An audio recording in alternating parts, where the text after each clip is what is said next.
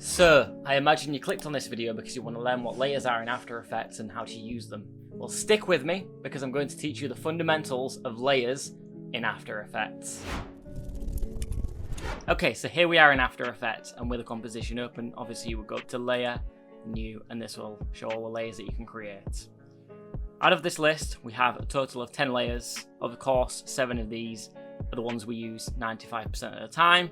That would be text, solid, light, camera, null object, shape layer, and an adjustment layer. We'll rarely ever use content aware fill layers. We'll rarely ever use an Adobe Photoshop file. And I don't think I've ever seen anyone, at least in my experience, ever use a Maxon Cinema 4D file, unless they're doing like some very advanced 3D work. So that's like sort of a 0.1% chance you'll ever use that. Whereas the content aware fill and Adobe Photoshop files you might use a little bit more often. But when it comes around to using them, it'll kind of make more sense once you know sort of what all the layers do anyway. And next to each of these layers, you will see the keyboard shortcuts for each of these. So for text, it's Ctrl-Alt-Shift-T. For solid, it's Ctrl-Y. For light, it's Ctrl-Alt-Shift-L. For a camera, it's Ctrl-Alt-Shift-C. For an all object, it's Ctrl-Alt-Shift-Y. There is no set keyboard shortcut for a shape layer, but that's something you can change in preferences. And for an adjustment layer, it's Ctrl-Alt-Y. Additionally to that, you'll notice the other three are pretty much the exact same. You've got Ctrl-Y for a solid, you've got Ctrl-Alt-Y for an adjustment layer, and then you've got Ctrl-Alt-Shift-Y for a null object. Now, a basic explanation for why these three are the same, the solid, adjustment layer, and null object, is because they are essentially the same. A solid is a solid layer with a solid color. A null object is just a layer that sort of exists with no visual pixels. It's just there for you to link properties to. And an adjustment layer is sort of similar to a solid, but an adjustment layer is not originally filled with pixels. It's filled with no pixels, and it's called an adjustment layer because it will allow you to adjust whatever is below it. So now what I'm going to do is I'm going to open all of these layers within a single composition and show you how they can work together and sort of how they work separately as well. So for this, let's begin with the layer that pretty much everyone will be using 90% of the time, a solid layer. When you click the solid, you'll get settings like this. So you can name your solid. I'm going to name mine background. As in my composition, it will be my background. Just name it to whatever you're going to be using it for. Here, you can set the width and height. Typically, you'll want the width and height to be the same as your comp. So if you need to do that, just press make comp size and that will make sure it's the same size as your composition. Below this, you can set the color of this layer. By clicking this dialog box, it will bring up a secondary dialog box to where you can choose the color of your solid layer. And that can be any color that you want it to be. And you can click OK on that and click OK. That solid will now get added in there with the name that you've given it, as I've named mine background. So with a solid layer, you'll see if I click the transparency button here, that a solid layer fills in pixels. If I turn this off, you'll see that there's now transparent behind it. If I turn it back on, it's filling in those pixels. Another way to visualize this is if I turn down the opacity, it becomes transparent as we turn down the opacity and then goes back to black because it's obviously filled in with black. Next layer on this list, we're going to go to new. I'm going to add a null object to sort of show you what a null object is for. So for now, I'm just going to turn off my background. And obviously you can see when we've added in a null object, we've got this little thing here. So this is kind of a marker of like the fact that a null object is used to link properties to it. That also means that the null object doesn't technically have any dimensions. As you can see, if we go to the position and scale properties, they are just basically whatever our composition is, but they can be pretty much anything that is tied to that null. That's why you'll see this kind of box here. And as you can also see, since I've turned off my background layer, a null essentially has no pixels filling in any space of the screen. It is just a transparent layer, the same as what an adjustment layer would technically be. So with that note made on adjustment layers, let's add in an adjustment layer. An adjustment layer, as you can see, has been added in. It fills up the full size of the comp, and the adjustment layer also pretty much does the same as a null. It doesn't actually directly add pixels, but it can affect anything that's below it. So a good way to show you this on an adjustment layer is to turn on my background layer. Now with my background layer, I'm going to go to effects and presets, and I'm going to add a simple effect, fractal noise. And now with this fractal noise on here, I'm going to make some changes to the adjustment layer. So the best way to visualize this is if I go to the adjustment layer, drop it down, go down to its transform properties and turn the scale down. Now you won't see anything happening, you'll just see the scale of the actual layer being turned down here. But if we go to effects and presets and add on the transform effect onto that adjustment layer and then change the scale of that transform effect, you'll now see that that adjustment layer's effects will affect anything that's below it. But they will only do that within the range that the adjustment layer is set to. So because I've scaled my adjustment layer down to this size, it's only happening within this area. And also in theory, this could be used as sort of a magnification effect as we can scale up a certain amount of pixels below. Next in the layer options, so let's go to layer new. We're going to add a shape layer. A shape layer, just like the rest of these layers, the adjustment and the null, has no visible pixels. However, because it is a shape layer, we need to fill it with pixels. The way to fill a shape layer with pixels is to create a mask. So I'm going to go up to the pen tool and I'm going to create a simple, just random mask, sort of like this. And now you'll see that that area that I've created the mask in gets filled with pixels. And there's a certain thing happening here when we do this. So if we drop down this shape layer using this little drop down arrow here and go to contents, we can now see shape 1. Shape 1 is this little thing that we have here. Drop this down, you'll now see a fill effect. The fill effect is set to white. If we change the color of that fill effect, you'll see that the color of the mask that we've created has now changed to the color that we've changed this to. On top of this, you can add on a stroke effect, which will automatically be on there. You can give that a color too, so let's change that to black. And if we bring up the stroke width, you'll now see it creates a stroke around the edges of our path. And another thing about a shape layer is it has so many more things you can do versus a solid layer. So a solid layer is just sort of something you add effects to and sort of build up for what it is.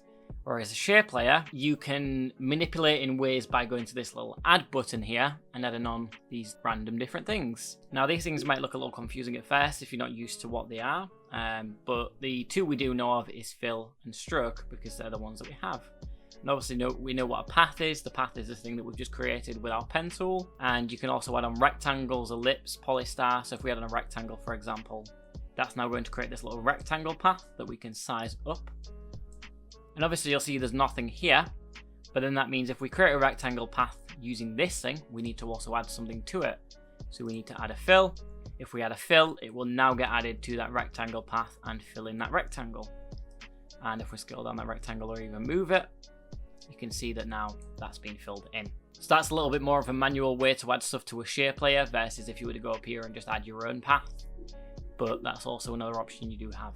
Even more so under these add options, you've got stuff like merge pass, offset pass, pucker and bloat, repeater, round corners, trim pass, twist, wiggle pass, wiggle transform, and zigzag. Now just to make this not too confusing, I won't run over this today. I will make an entirely separate video for what these things do. But that's the basics of a shape layer. And now we're going to add on our next layer. So I'm going to go to layer, new, and now I'm going to add in a camera. So you'll see when you click on camera, you'll get options like this. This to anyone might look a little confusing. So let's start with a type here. A 2-node camera would be, well, it would be a 2-node camera. So it would have 2 points of interest. It will have sort of the back end of the camera and then sort of this middle end of the camera that you can move separately. Now for some people, if you're a beginner to cameras, it might get a little confusing using a 2-node camera. So most of the time I'd recommend using a 1-node camera, as it will just have a single position property, which is a lot easier to animate with and move around and doesn't get too confusing. But for my sake so far, I'm just going to go with a 2-node camera and sort of explain how that works to you. Under here, you can name your camera, so I'm just going to keep this as camera 1, and you can give it a preset. So you can go 15mm, 20mm, 24, and all the way to 200mm. So there are all these preset options here. However, if you want to, you can change this to whatever you want it to be. So you can go down to focal length, and then just type in a custom focal length, or drag this, and it will slide up and down. But for simplicity's sake, I'm just going to go to custom, set it to 50mm, and click OK. Now for a camera to truly work, you do need to have 3D layers in your composition. So we're going to do that as well. I'm going to go down to this toggle switches and modes button, and now I can see this. And I'm going to set my shape layer to 3D. I'm also going to set my background to 3D. Just turn this back on. Now if we drop down this camera, go to its transform properties, you'll see there's point of interest, position, orientation, X, Y, and Z rotations. So the point of interest and position are the two things you'll get on a 2-node camera. If you just had a 1-node camera, you would only get a position. This is where it gets tricky for some people. But basically, like I said, the point of interest is the back of the camera. And a good way to show you this is if I change my view. So if I go to 4 views, you can see that we can now see our camera sort of here on this view here. And if I move around the point of interest of this camera, you can see that it's moving from the front end here. So it's moving the point of interest, which is what the camera is looking at. But if I move the position, that will physically move the actual camera itself, which moves sort of from a median point. So point of interest is sort of what the camera is looking at. As you can see, it moves around like that. Whereas the position will change the camera's position, which obviously you can see in this view here, when I'm moving this parameter, it's starting to turn things sort of sideways. But the point of interest moves along that object.